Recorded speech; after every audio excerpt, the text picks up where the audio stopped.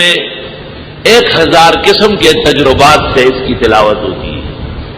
1000 قسم کے تجربات بزرگان دین کے.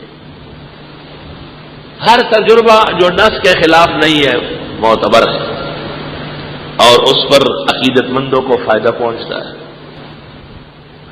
ہمارا ایک طریقہ ہے اس کے پڑھنے کا. اپنی دعائیں سفید کاغذ پر لکھ لو.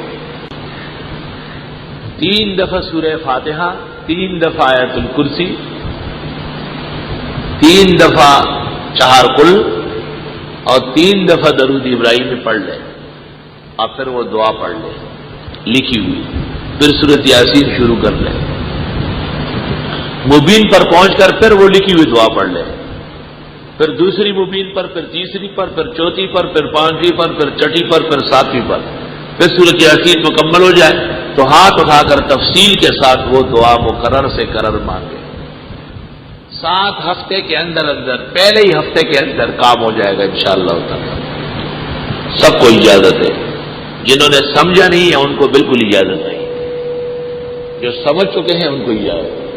نہ سمجھ تو حقیقت میں دشمنی کتاب و سنت ہے. اس کو وظیفہ دینا تو خنزیر کے گلے میں موتیوں کا ہار ڈالنا ہے، جو بدترین قسم کی ناشکری.